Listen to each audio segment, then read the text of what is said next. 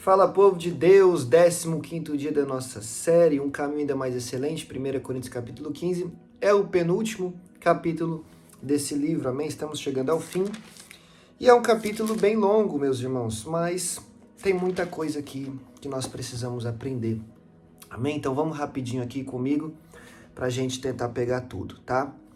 1 Coríntios capítulo 15, versículo 1, Irmãos, quero lembrar-lhes o evangelho que lhes preguei. Então, Paulo vai relembrar o evangelho que ele ensinou para esse povo, o qual vocês receberam e no qual estão firmes. Por meio deste evangelho, vocês são salvos. Então, peraí. Paulo vem falando de dons espirituais durante 3 capítulos, mas agora no capítulo 15 ele fala, é por meio do evangelho que vocês são salvos. Então, o que salva não é o dom, o que salva não é o ministério que você tem, o que salva não é a influência que você tem, não é o nome que você tem. O que salva pessoas é o evangelho de Jesus Cristo. Qual? Aquele mais simples que existe, ó. Por meio deste evangelho vocês são salvos, desde que se apeguem firmemente à palavra que lhes preguei. Caso contrário, vocês têm crido em vão. Por isso, o que primeiramente lhes transmiti foi o que recebi, que Cristo morreu pelos nossos pecados, segundo a Escritura, foi sepultado e ressuscitou no 3º dia, segundo as Escrituras. Então, qual é o evangelho que salva? Crer que Cristo Jesus morreu por nossos pecados, foi sepultado, mas ao 3º dia ele ressuscitou. Amém? Esse é o evangelho que salva, meus irmãos. Esse é o evangelho de Jesus. Simples e direto. Amém? Agora Paulo fala, se apeguem firmemente a isso. Caso contrário, vocês estão crendo em vão. Crendo em vão. Olha que loucura. São pessoas que dizem que crê, porém é em vão. Por quê? Porque elas não se apegaram firmemente a isso. Por quê? Porque elas não vivem isso.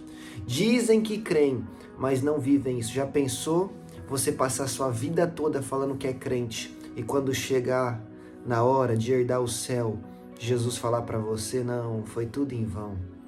Não era verdadeiro, era só da boca para fora. Já pensou que coisa terrível? Eu não quero crer em vão. Eu sei que você não quer crer em vão, então vamos nos apegar firmemente a isso. Vamos nos apegar firmemente à palavra de Deus, vamos nos apegar firmemente a Cristo Jesus, vamos nos apegar firmemente aos mandamentos do Senhor para que a gente possa herdar a vida eterna. Amém? Versículo 5, e Jesus apareceu a Pedro e depois aos 12. Depois disso apareceu a mais de 500 irmãos de uma só vez, a maioria dos quais ainda vive, embora alguns já tenham adormecido. Depois apareceu a Tiago e então a todos os apóstolos, e depois também apareceu a mim, como a um que nasce fora de tempo. Pois eu sou o menor dos apóstolos, nem sequer mereço ser chamado apóstolo, pois persegui a igreja de Deus. Mas pela graça de Deus sou o que sou, e a sua graça comigo não foi inútil. Antes trabalhei mais do que todos eles, contudo não eu, mas a graça de Deus comigo. Portanto, quer tenha sido eu, quer tenham sido eles, é isto que pregamos e é isto que vocês creram. Então olha o que Paulo fala, eu não mereço ser chamado de apóstolo, por quê? Porque eu persegui a igreja, mas a graça de Deus me alcançou, e pela graça eu sou o que sou. Trabalhei mais do que todos, não eu, mas a graça de Deus em mim. Tem 2 verdades aqui. A segunda verdade que ele fala, eu trabalhei mais do que todos, não eu, mas a graça de Deus, ele está falando, até para fazer a obra de Deus, eu sou dependente de Deus. Até para servir a Deus, eu sou dependente de Deus. Até para pregar o evangelho de Deus, eu sou dependente de Deus. Até para falar dele, eu dependo dele. Então eu e você dependemos de Deus para tudo, inclusive para fazer a obra. Então essa desculpinha aqui, eu não sou bom o suficiente, eu não sou capaz, eu não estou preparado, não é para mim. Isso é mentira, porque você vai depender de Deus sempre, sempre, entendeu? Não é na sua própria força, não é na sua sabedoria, não é no seu conhecimento, é na graça de Deus que vai trabalhar através de você. Então já não tem desculpa, porque não é você que vai fazer, mas é a graça de Deus através de você. E a primeira verdade é que Paulo fala, eu persegui a igreja, mas hoje eu sou o que sou por causa da graça de Deus. O que transforma o homem é o próprio Deus. O que transforma o homem é o poder de Deus, é a graça de Deus, é o evangelho de Deus, é a presença do Espírito Santo. Então, primeiro ponto, para de querer abrir a cabeça das pessoas e colocar Cristo lá dentro. Não é dessa forma que acontece. Segundo ponto, você quer ver a transformação de alguém? Ore para que a graça de Deus alcance esta pessoa. Terceiro ponto, você ainda precisa de ser transformado. Eu tenho certeza que precisa, porque eu preciso. E nós precisamos ser transformados até a vida de Cristo Jesus, porque ninguém é perfeito. Então peça para que a graça de Deus te molde, te transforme à imagem e semelhança de Jesus. Amém? Avançando, versículo 12, agora Paulo vai puxar a orelha deles. Ora, se está sendo pregado que Cristo ressuscitou dentre os mortos, como alguns de vocês estão dizendo que não existe ressurreição entre os mortos. Então lá na igreja de Corinto tinha uma galerinha, tinha um grupinho falando que não existe ressurreição entre os mortos. Aí Paulo fala no versículo 13, se não há ressurreição dos mortos, então nem Cristo ressuscitou. E se Cristo não ressuscitou, é inútil a nossa pregação, como também é inútil a fé que vocês têm. Então, se alguém diz que crê em Jesus, mas não crê na ressurreição dos mortos, esse alguém tem uma fé inútil em Jesus. E isso, meus irmãos, não é puxando um gancho aqui, não é só para a ressurreição. Tem gente que acredita, por exemplo, em reencarnação. Amém? Respeitamos a fé de todos. Mas há pessoas que dizem que creem em Jesus e creem em reencarnação. Reencarnação não é bíblico. Reencarnação é contrário à Bíblia. A Bíblia não fala de reencarnação. A Bíblia fala de ressurreição dos mortos, no céu ou no inferno. Ou seja, se a pessoa diz que crê em Jesus, mas crê em reencarnação, a fé dela é inútil. Assim como se a pessoa não crê na ressurreição, a fé dela é inútil. Assim como a pessoa crê em Jesus, mas crê em diversos outros deuses ou guias ou santos, como dizem aí, a fé dele é inútil. Dentro do evangelho, dentro da palavra de Deus. Se a palavra de Deus, se isso aqui para você é a palavra de Deus, então você tem que se enquadrar a isso. Não é isso que se enquadra a você. Amém? Versículo 15. Mais que isso, seremos considerados falsas testemunhas de Deus, pois contra ele testemunhamos que Cristo ressuscitou dentre os mortos. Mas se de fato os mortos não ressuscitam, ele também não ressuscitou a Cristo. Pois se os mortos não ressuscitam, nem mesmo Cristo ressuscitou. E se Cristo não ressuscitou, inútil é a fé que vocês têm e ainda estão em seus pecados. Nisto também os que dormiram em Cristo estão perdidos. E se é somente para esta vida que temos esperança em Cristo, somos de todos os homens os mais dignos de compaixão. Olha o que Paulo fala. Se Cristo não ressuscitou, não tem vida eterna. E se a nossa esperança em Cristo é só para essa terra, a gente está perdido. De toda a terra, nós somos as pessoas mais dignas de compaixão.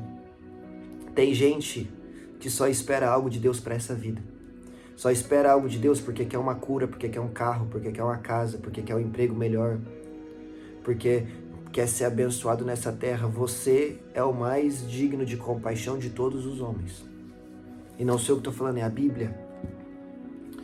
Tito, capítulo 3, versículo 7.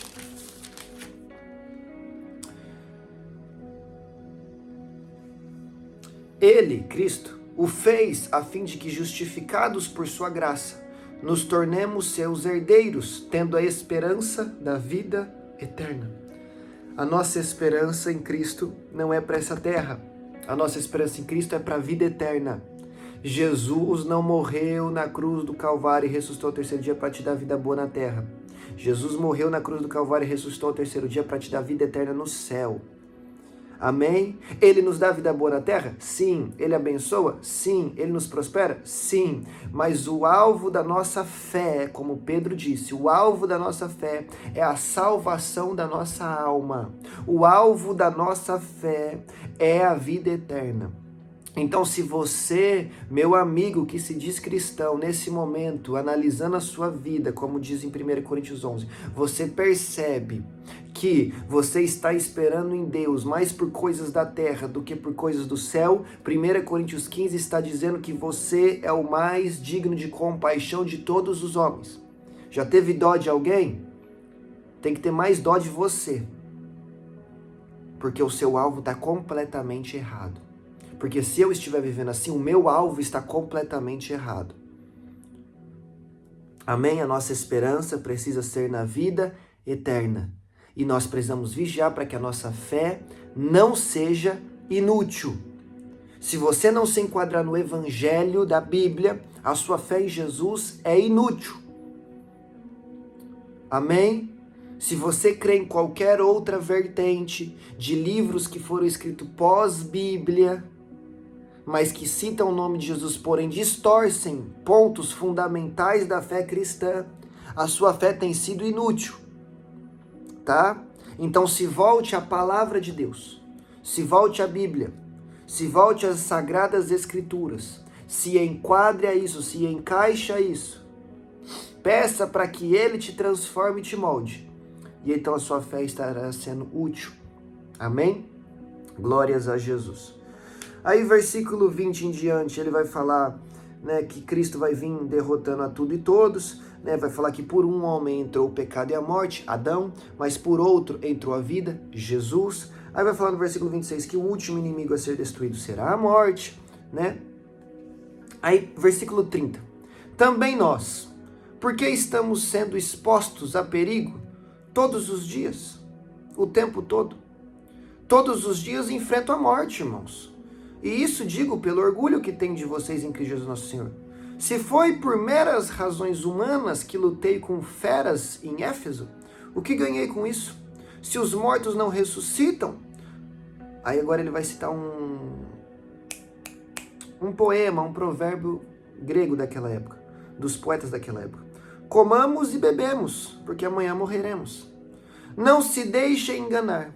As más companhias corrompem os bons costumes.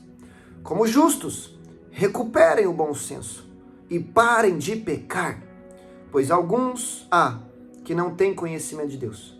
E digo isso para a vergonha de vocês. O que Paulo está falando? Paulo está falando assim, gente, então se a nossa esperança é só para essa terra, por que eu estou me expondo a perigo todo dia? Por que em Éfeso eu lutei contra feras? Aqui está falando de homens sanguinários. Por que eu lutei contra homens sanguinários? Por que eu me exponho à morte todo dia? Por que eu fui apedrejado? Por que eu naufraguei? Por que eu fui chicoteado? Por que eu larguei toda a minha vida para trás, que era uma boa vida, para seguir a Cristo e parar na prisão?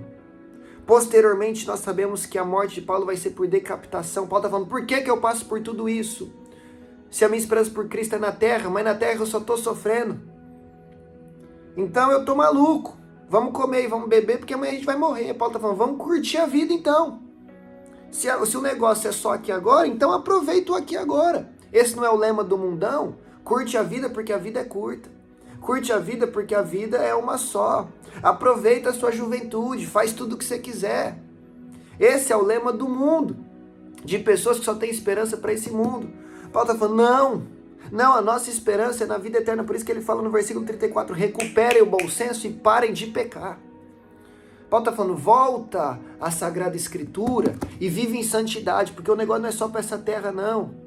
Na verdade, isso aqui é só passageiro. Você vai ver o que é aqui, 60, 70, 80, 100 anos. E depois da eternidade, você vai passar onde? No céu ou no inferno? Ali é a verdadeira vida. Ali é o negócio de verdade. Ali é a eternidade. Aí Paulo falou que no versículo 33, não se enganem, as más companhias corrompem os bons costumes. Ele está falando dentro de um contexto onde irmãos da igreja estavam deixando de crer na ressurreição. Por quê? Porque estavam sendo influenciados por pessoas más. Tem gente que está se afastando da palavra de Deus porque está ouvindo quem não deve. Tem gente que está saindo da igreja porque está ouvindo quem não deve. Tem gente que está indo para o mundão porque está ouvindo quem não deve. Tem gente que está achando que vida com Deus é de qualquer jeito porque está ouvindo pastores, entre aspas, porque são falsos pastores, ensinando o evangelho falso, e essas pessoas estão se desviando. Pelo amor de Deus, você vai deixar até quando? Uma má companhia corrompeu o que você tem de bom, corrompeu o que a sua mãe e o seu pai te ensinaram, valores de Deus, valores cristãos, valores íntegros e éticos. Você vai deixar até quando pessoas que não conhecem nada de Deus modificar a sua fé?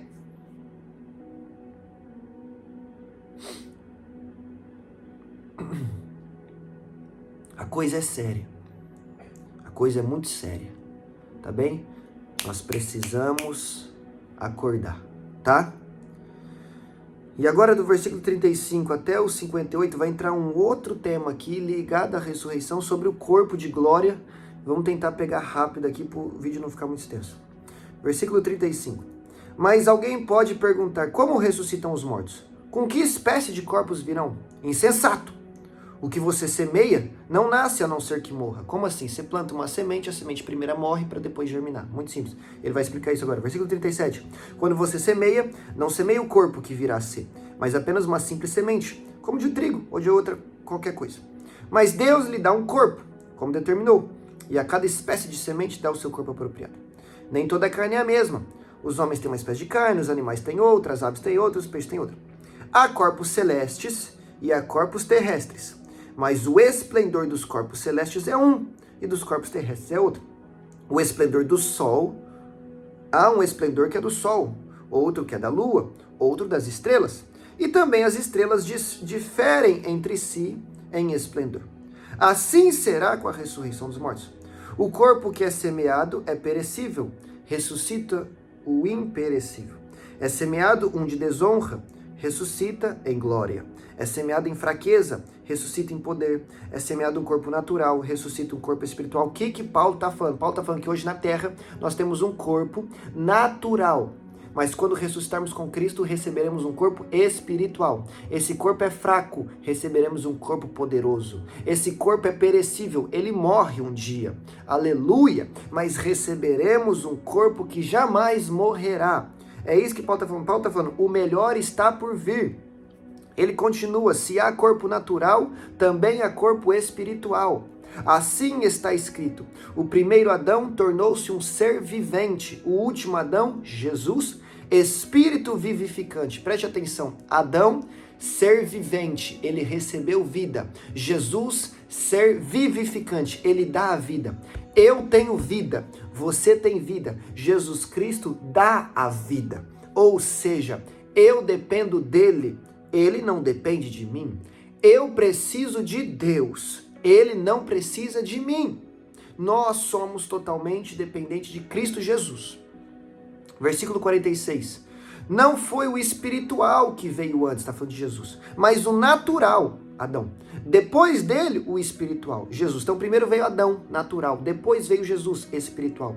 Versículo 47. O primeiro homem era do pó da terra. O segundo homem, dos céus. Os que são da terra são semelhantes ao homem terreno, pecador. Os que são dos céus, ao homem celestial.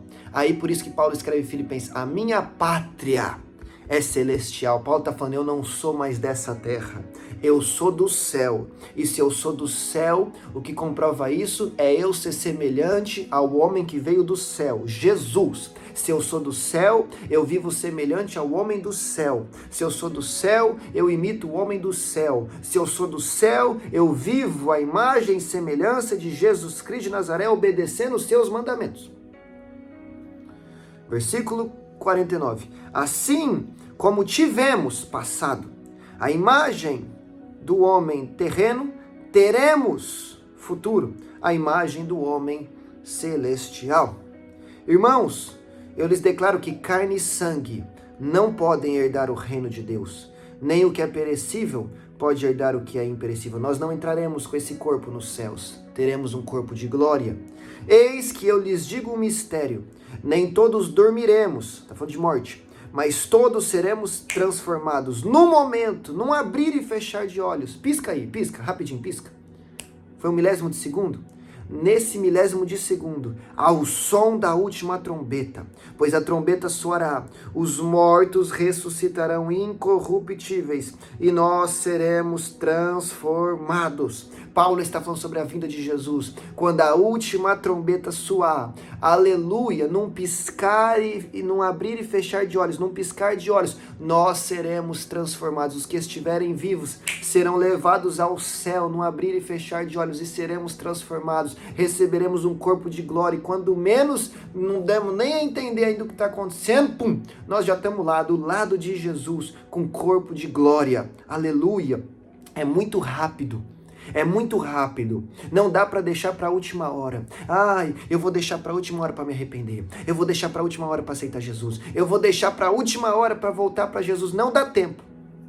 Não dá tempo. O negócio é muito rápido. É um abrir e fechar de olhos. A última trombeta soou, acabou. Acabou. Você tem que estar preparado. Você tem que estar pronto. Você tem que estar na posição de ir para o céu. Gente, é muito sério isso. Pois é necessário que aquilo que é corruptível se revista de incorruptibilidade, e aquilo que é mortal se revista de imortalidade. Quando, porém, o que é corruptível se revestir de incorruptibilidade, o que é mortal de imortalidade, então se cumprirá a palavra que está escrita: a morte foi destruída pela vitória. Onde está, ó morte, a sua vitória? Onde está, ó morte, o seu aguilhão? O aguilhão da morte é o pecado, e a força do pecado é a lei. Mas graças a Deus que nos dá a vitória por meio do nosso Senhor Jesus Cristo. Jesus Cristo vai pisar na cabeça da morte. Como diz no versículo 26, o último inimigo a ser destruído é a morte. Porque quando ele destruir a morte, viveremos com ele para sempre. Amém? A morte não tem poder sobre o cristão. O cristão, quando ele morre na terra, na verdade ele só passa para a vida eterna no céu. Tá? Cristão não morre, cristão volta para casa. Nos céus, na casa do nosso Pai, na nossa pátria celestial. A morte não tem poder sobre mim e sobre você. Versículo 58. Portanto, meus amados irmãos, mantenham-se firmes e que nada os abale. Sejam sempre dedicados à obra do Senhor, pois vocês sabem que no Senhor o trabalho de vocês não será inútil. Paulo termina dizendo, fiquem firmes e trabalhem para Deus, porque todo trabalho para Deus nunca é inútil. Sabe o que ele está falando? Deus não se esquece de nada que você fez para Ele. E um dia Ele te recompensará por toda a obra que você tem feito para Ele. Amém? Todo trabalho em Deus não é inútil, mas gera resultado. Então se dedique à obra do Senhor. Jesus conta com você. Amém? Esse é o capítulo 15 e eu te espero aqui amanhã no capítulo 16.